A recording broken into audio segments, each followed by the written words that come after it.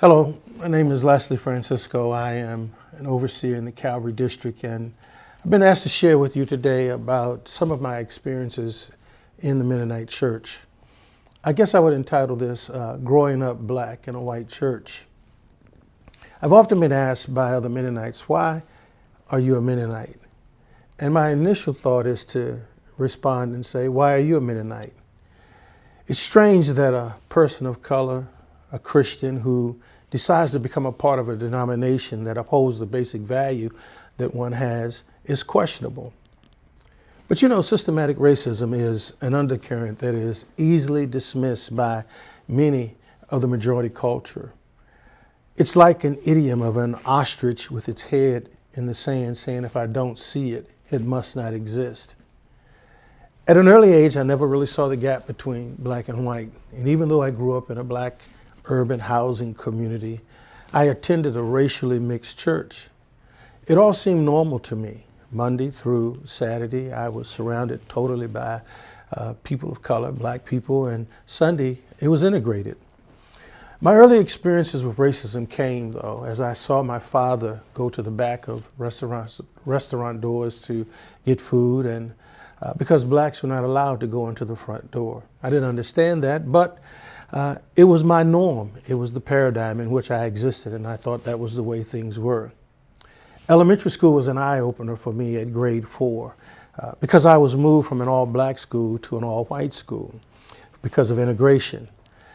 This wasn't a difficult transition for me as it was for some of my other friends because I was used to my Sunday integrated worship time, and I had white friends on Sunday.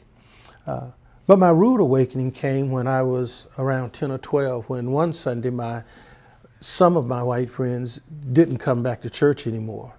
I never saw them again, and I didn't understand why, and there was no explanation. They just never came back, and their parents never explained. And later I learned that this was a practice to keep white children from developing relationships with black children, fear that they might one day start liking one another, or God forbid, even become boyfriend or girlfriend. But you know, life has an interesting way of maturing you as you grow older. I began to experience the difference of being a melanated individual in a white church. One specific area was when we had a leadership change in our congregation from an all-white leadership to a mixed leadership. And then eventually it became all African-American leadership. And at that point, we experienced white flight. The majority, not all, but the majority of the white members left and never came back again. I also remember one moment when we were in a meeting and a person made a comment and someone objected to the comment, and another person said, what do you mean speaking of that person like that? They're free, white, and 21. They can say what they want to. This all happened in the church. I remember not only that experience, but there was a death at one point, and we went to visit the family. You know, African Americans, we love to be supportive, and we took a group and we went to visit the family. We were greeted at the door by saying, we like to mourn in private, and the door was closed. We were not welcome there. There was a property, another incident, there was a property that we acquired from a Mennonite church who the church had been disbanded, was no longer, the building wasn't being used. And so I was asked if we could take it over and we could create a ministry there. And I said, yes. So we brought our trustees together and they brought their trustees together. And as we set to finalize the documents, one of the trustees slammed his hand on the table and said, I can't do it. I just can't do it.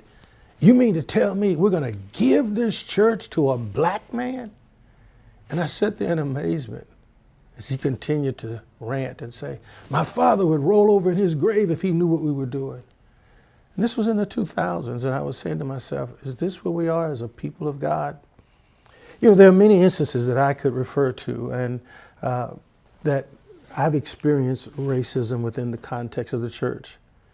Mennonites have told me over the years they've admired me and my accomplishments, but I've also had some of them in private to tell me, you know, I could never join your church.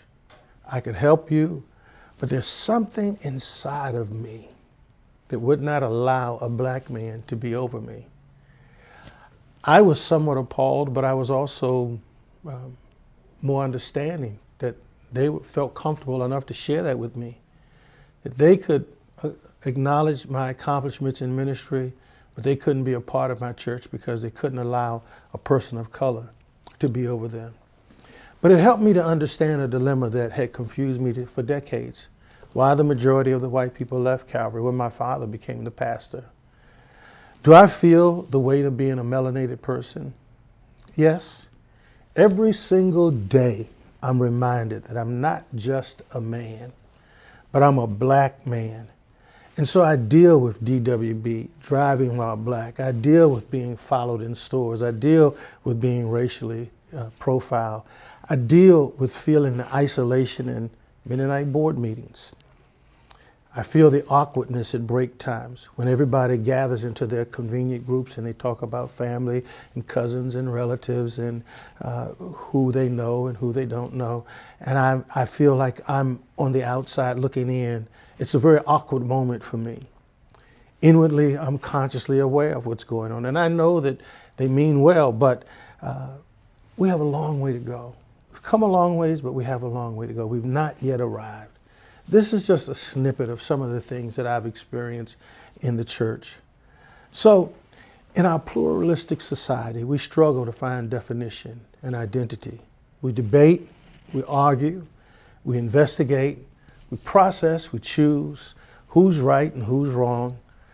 We join, we separate, we tolerate, and we even obliterate one another, all in the name of Christ. The question remains, how do we remain true to our faith, our Christian commission, and to our Father and to our God, the creator of all humanity? Francis Schaeffer said something that I remembered. He said, if we do not show love to one another, the world has the right to question whether Christianity is true. I pray that one day we will learn to love and look beyond the exterior of one another and see the hearts of our brothers and our sisters in creation. And then they will know that we are Christians by our love.